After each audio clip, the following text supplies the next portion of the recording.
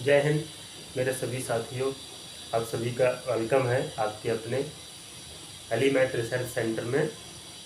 तो जैसा कि हमने कल वीडियो बनाया था एक, उसमें कुछ संख्याएं हमारी शेष छूट गई थी। हालांकि हमने बोला भी था कि कल हम इसका दूसरा वीडियो बना के अपलोड कर देंगे।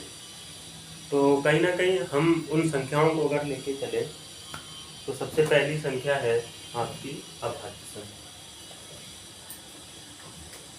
सबसे पहली संख्या जो है वो है प्यारे बच्चे अभाज्य संख्या। अभाज्य संख्या को हम लोग अंग्रेजी भाषा में प्राइम नंबर कहते हैं। अभाज्य संख्या को हम लोग अंग्रेजी भाषा में प्राइम नंबर कहते हैं। ठीक है, तो अब देखो अभाज्य संख्याएं क्या होती हैं, अभाज्य संख्या किसे कहते हैं। तो इसकी एक डेफिनेशन मैं बोलूँगा पहले। अभाज्य संख्याएं वे संख्या होती हैं जिनके गुणनखंड संभव न हो।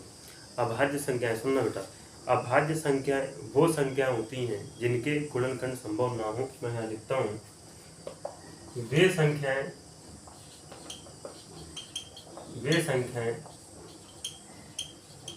जिनके गुणनखंड संभव न हो।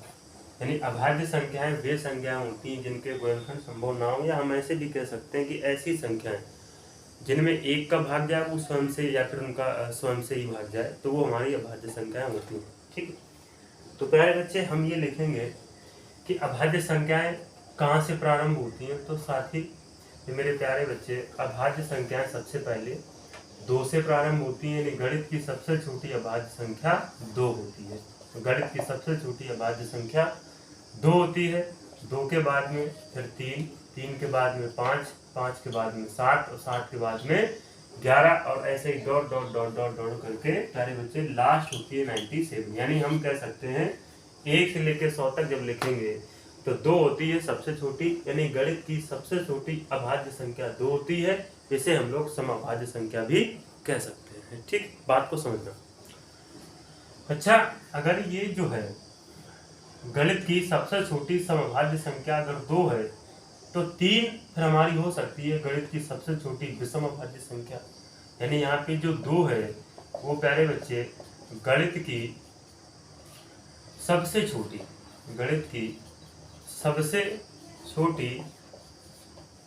अभाज्य संख्या।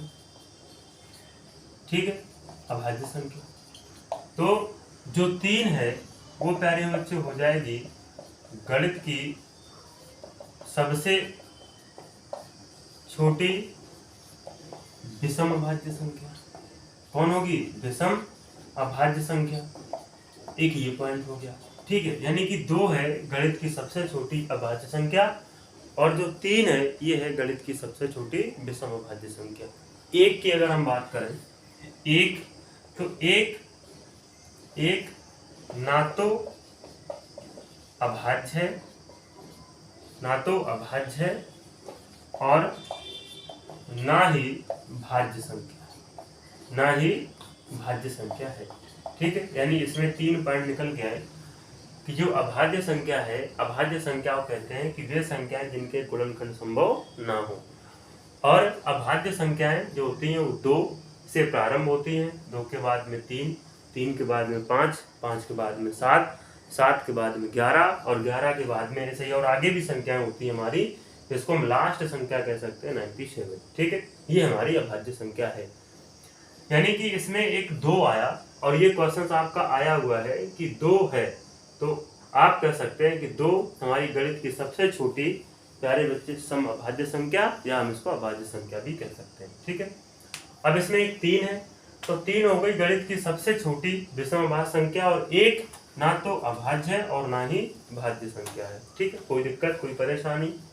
चलिए अब आगे चलते हैं। तो इसमें कुछ पॉइंट्स हमारे बनते हैं, वो देखो कौन से पॉइंट है बेटा। पहला पॉइंट ये है कि अगर हम पता करें कि 1 से लेके 25 तक जो अभाज्य संख्याएं होती हैं, 1 से लेके 25 तक अभाज्य संख्याएं जो होती हैं वो प्यारे बच्चे हमारी 25 होती है, सॉरी 9 होती है। कितनी होती है प्यारे बच्चे? 9 होती है।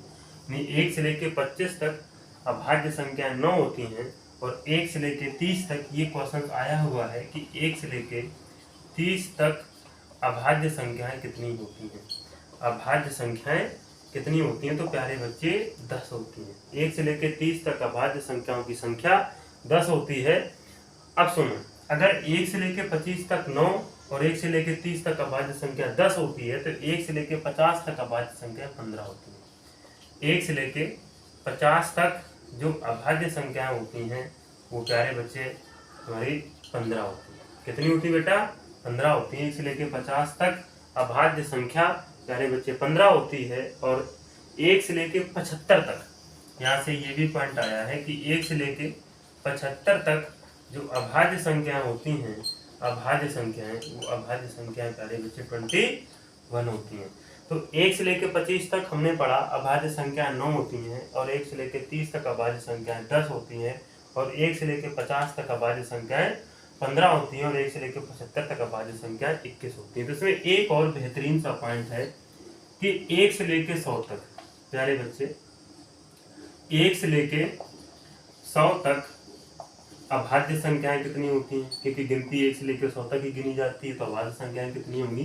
तो 1 से लेकर 100 तक जो अभाज्य संख्याएं होती हैं वो अभाज्य संख्याएं प्यारे बच्चे 25 होती हैं। ठीक है, यहाँ से ये पॉइंट आपका बहुत एग्जाम में बना है कि 1 से लेकर 100 तक अभाज्य संख्याओं की संख्या कितनी होती है? तो प्यारे बच्चे 25 होती है। तो हमने देखा कि हमने पढ़ा है प्यारे बच्चे अभाज्य संख्या। अभाज्य संख्या वे संख्या होती हैं जिनके गुणनखंड संभव ना हो, उन्हें हम लोग अभाज्य संख्या कहते हैं। ठीक है, तो ये सारी की सारी चीजें आप सभी को समझ में आई होंगी। तो अच्छा देखो, एक पॉइंट यहाँ से ये आता है कि अभाज्य संख्याएं वे संख्याएं जिनके गुणनखंड संभव ना हो उन्हें हम लोग कहते हैं अभाज्य संख्या, और जिनके गुणनखंड संभव हो उसे हम लोग कह सकते हैं प्यारे बच्चे भाज्य संख्या। बात को समझना बहुत अच्छे से। देखो, अभी आपने क्या पढ़ा कि ऐसी संख्याएं, ठीक है, यानी वे संख्याएं जिनके गुणनखंड संभव हो तो उसे हम लोग क्या कहते हैं? उसे हम लोग कहते हैं प्यारे बच्चे भाज्य संख्या। आइए चलते हैं भाज्य संख्याओं की तरफ। ठीक है, भाज्य संख्याओं की तरफ हम लोग चलते हैं। ओके बेटा, भाज्य संख्या को यानी अभाज्य, इसे हटा दें, भाज्य संख्या को हम लोग यौगिक संख्या भी कहते हैं और भाज्य संख्या की जो अंग्रेजी भाषा होती है उसे प्यारे बच्चे हम लोग कंपोजिट नंबर कह सकते हैं। ठीक है, जो भाज्य संख्या की अंग्रेजी भाषा होती है उसे हम लोग प्यारे बच्चे कंपोजिट नंबर भी कह सकते हैं। ठीक, कंपोजिट नंबर भी कह सकते हैं। वो होती हैं प्यारे बच्चे हमारी कौन सी? भाज्य संख्या। तो हमने यहाँ डेफिनेशन भी बना ली कि भाज्य संख्याएं वे संख्याएं जिनके गुणनखंड संभव हो उसे हम लोग भाज्य संख्या कहते हैं। ठीक है, तो आप लिख सकते हैं कि गणित की सबसे छोटी भाज्य संख्या जो होती है प्यारे बच्चे 2 नहीं हो सकती है, 3 नहीं हो सकती है, तो सबसे पहले हम कह सकते हैं कि 4 है। कौन है? 4 है। 4 के बाद में प्यारे बच्चे 6 है, 6 के बाद में हमारी 8 है, 8 के बाद में हमारी 9 भी हो सकती है। हाँ, मैं मानता हूँ कि ये जो 9 है ये विषम संख्या है, लेकिन इसके गुणनखंड हम कर सकते हैं। इसके जो गुणनखंड है इसके हम कर सकते हैं, जैसे 9 एकम 9, ठीक है, 9 गुणा 1 मतलब 9, 3 गुणा 3 मतलब आप कह सकते हैं। ठीक है, और इसके बाद में फिर हमारी एक 10 है, 10 के बाद में 12 और 12 के बाद में हम 14 भी कह सकते हैं। यानी ये भी हमारी कैसी है? भाज्य संख्या है। यानी भाज्य संख्याएं वे संख्याएं जिनके गुणनखंड संभव हो। यानी गणित की सबसे छोटी जो भाज्य संख्या होती है वो प्यारे बच्चे 4 होती है। ठीक है, चलिए हम आगे चलते हैं इसके बाद में। तो जिस तरीके से हम लोगों ने अभाज्य संख्याओं के बारे में पढ़ा था, ठीक उसी प्रकार जैसे अभाज्य संख्या के बारे में पढ़ा कि 1 से लेकर 25 तक अभाज्य संख्याएं कितनी होती हैं, आपने लोग जैसे कर, ठीक इसी प्रकार हम ये कह सकते हैं कि सबसे छोटी जो भाज्य संख्या होती है ये प्यारे बच्चे 4 होती है। सबसे छोटी जो भाज्य संख्या है, सबसे छोटी जो भाज्य संख्या है वो 4 है। सबसे छोटी भाज्य संख्या 4 है। सबसे छोटी विषम भाज्य संख्या 9 होती है। बात को समझना, सबसे छोटी विषम भाज्य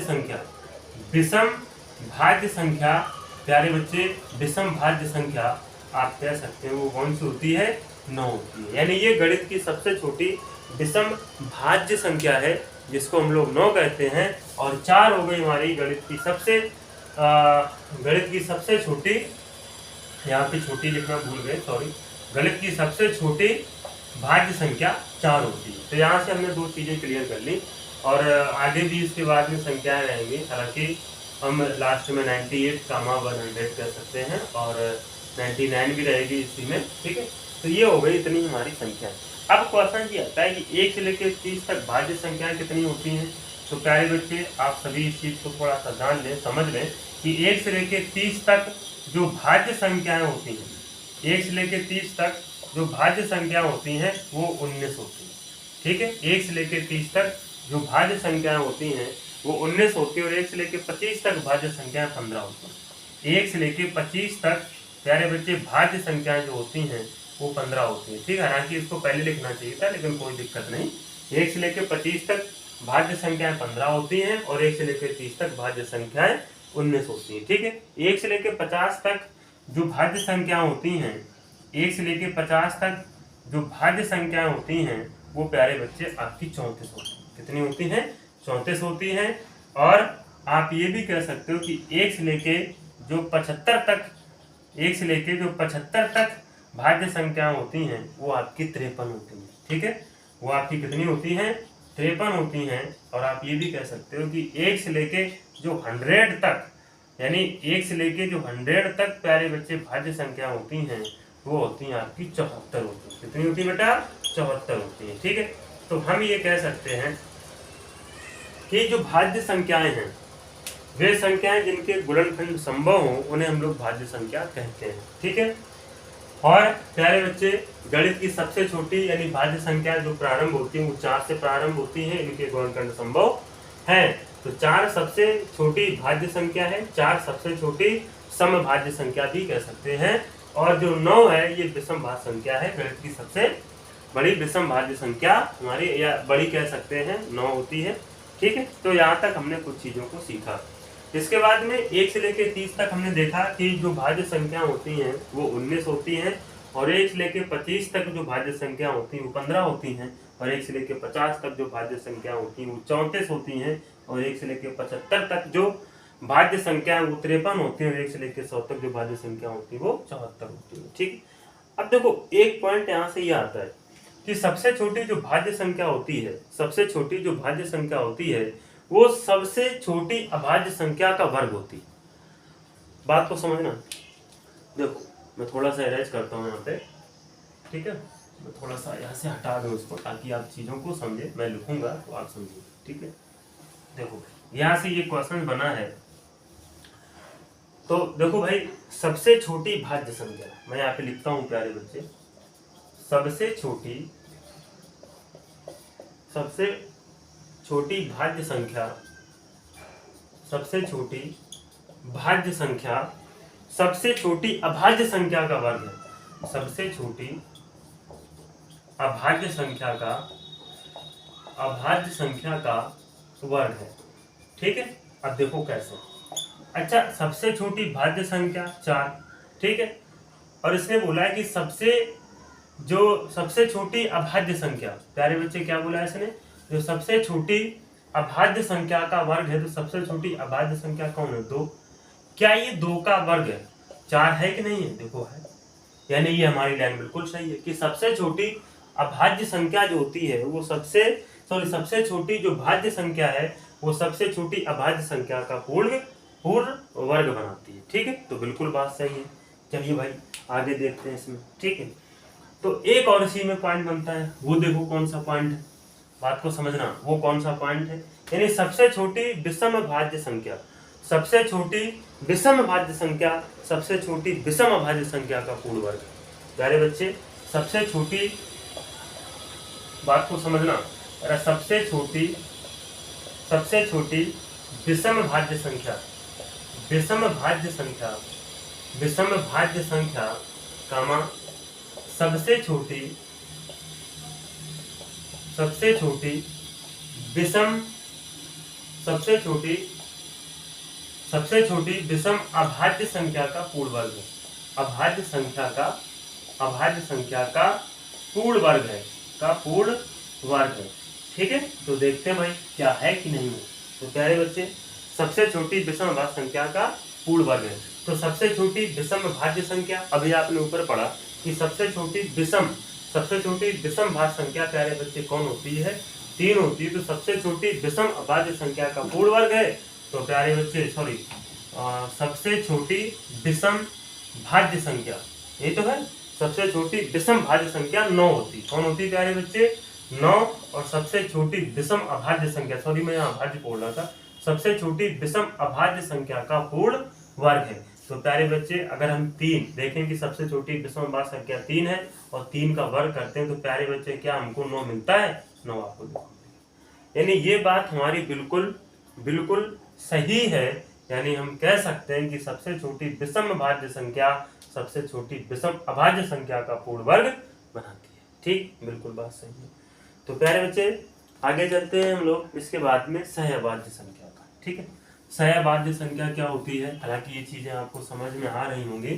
ठीक है, तो थोड़ा सा आप सपोर्ट करें, आज सब बढ़िया तरीके से जो भी आज है, ठीक है, आगे भी और बेटर रहेगा, उम्मीद करते हैं। बस आपका साथ थोड़ा सा चाहिए। ठीक है, तो प्यारे बच्चे, इसके बाद में एक संख्या आती है सहअभाज्य संख्या। सहअभाज्य संख्या, सहअभाज्य संख्या को हम लोग अंग्रेजी भाषा में को प्राइम नंबर कहते हैं। क्या कहते हैं? सहअभाज्य संख्या को हम लोग अंग्रेजी भाषा में प्यारे बच्चे को प्राइम नंबर कहते हैं। ठीक है, को प्राइम नंबर। अब देखो भाई, सहअभाज्य संख्या कौन होती है, यानी को प्राइम नंबर कौन से होते हैं? ठीक है, तो हम लिख सकते हैं वे संख्या युग्म जिनका HCF 1 हो। हमने क्या बोला बेटा कि वे संख्या युग्म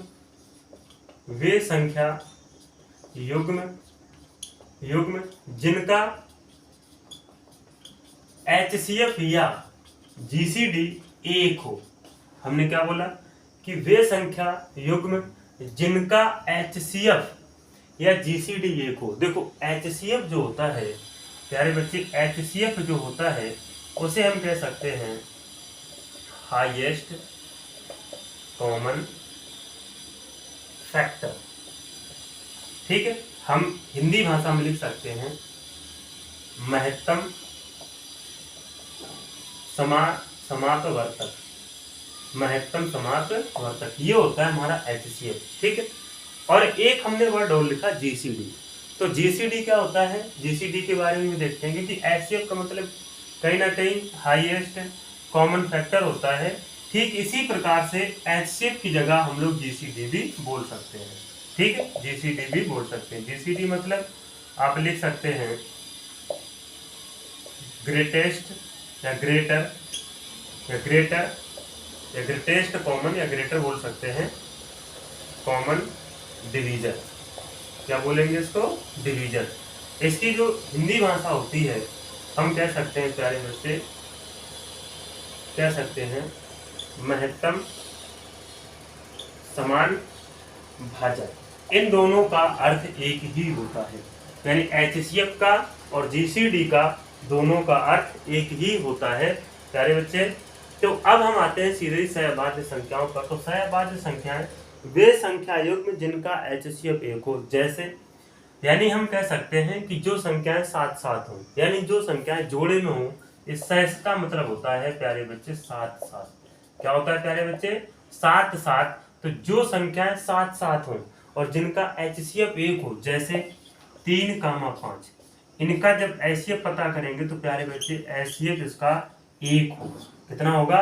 1 होगा। जैसे 7,11, तो इनका जब हम HCF पता करेंगे तो इनका भी HCF कितना होगा? 1 होगा। ठीक है, यानी आप ये भी कह सकते हो कि जब दो समान विषम संख्याएं हों या थोड़ी सी अलग संख्याएं हों तो उनका HCF सदैव 1 होता है। ठीक है, अगर एक सम ले लें, एक हम विषम ले लें, तो इनका जो HCF होता है, इनका भी HCF कितना होगा बच्चा? 1 होगा। बोलो बात सभी को समझ में आई कि नहीं आई? ठीक है, अगर हम ये कहें कि 2,4 उठाओ, तो 2,4 का जो HCF होगा वो प्यारे बच्चे 2 होगा। तो ये हमारी हम कह सकते हैं कि को प्राइम नंबर नहीं होगा। ठीक है, तो हमने क्या सीखा सहअभाज्य संख्याओं में कि वे संख्या युग्म जिनका HCF 1 हो उसे हम लोग सहअभाज्य संख्या भी कह सकते हैं, सहअभाज्य संख्या कहते हैं। ठीक है, तो HCF GCD का हमने मतलब बताया कि HCF का मतलब होता है हाईएस्ट कॉमन फैक्टर, यानी महत्तम समान प्रवर्तक। जैसे हमने कुछ नंबर लिए, जैसे मैंने लिखा प्यारे बच्चे 3, 4, 5, और इनका हमें HCF पता करना है, तो इनका HCF 1 होगा। ठीक है, इनका HCF क्या होगा, मतलब अंक बड़े हैं और इसका जो एक ऐसा नंबर जो इनको भाग दे प्यारे बच्चे, वो क्या होता है, वो इसमें 1 होगा। ठीक है, इसी प्रकार GCD का भी मतलब होता है ग्रेटेस्ट बोल सकते हो, ग्रेटर बोल सकते हो, ग्रेटर कॉमन डिवीजर या ग्रेटेस्ट कॉमन डिवीजर कह सकते हैं, महत्तम समान भाजक इसको ये कहते हैं। हालांकि कभी कभी क्या होता है कि HCF लिखा हुआ नहीं मिलता है, हमें GCD लिखा हुआ मिलता है, तो GCD का मतलब भी होता है HCF। ठीक है, तो यहाँ तक की जानकारी आप सभी को अच्छी लगी होगी। इसके बाद में प्यारे बच्चे हम चलते हैं सम संख्या पर। ठीक है, इसको मैं रब करता हूँ। इसके बाद में अब डायरेक्ट चलते हैं हम लोग सम संख्या पर। तो देखो सम संख्या कौन सी होती है। ठीक है, सम संख्या देखो हम ये कह सकते हैं कि 1 से लेके 100 तक आपकी आधी सम होंगी और आधी आपकी विषम होगी।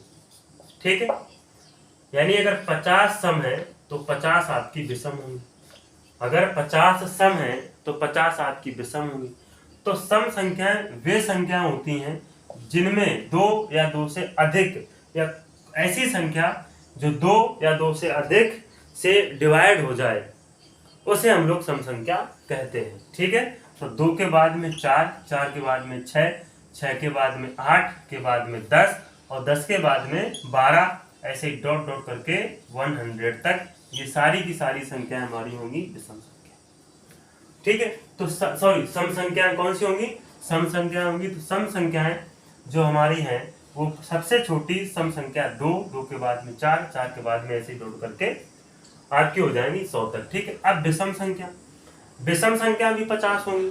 तो हम कह सकते हैं कि सबसे छोटी विषम संख्या 1, और 1 के बाद में प्यारे बच्चे 3, 3 के बाद में 5, और 5 के बाद में 7, 7 के बाद में 9, और डॉट डॉट डॉट करके 99 तक ये हो गई प्यारे बच्चे हमारी विषम संख्या। ठीक है, तो सम भी हमने पढ़ लिया, हमने विषम भी पढ़ लिया। ठीक है, और संख्याओं में उम्मीद करते हैं कि अब आपके लेवल की इसमें कुछ रही नहीं है। हम आगे बात करते हैं एक अगले टॉपिक की, हालांकि अगले वीडियो में बताएंगे। तो हमने संख्याओं को आज से समाप्त कर दिया है। ठीक है, तब तक के लिए प्यारे बच्चे आप ऐसे ही पढ़ते रहें, आगे बढ़ते रहें। जय हिंद, जय भारत।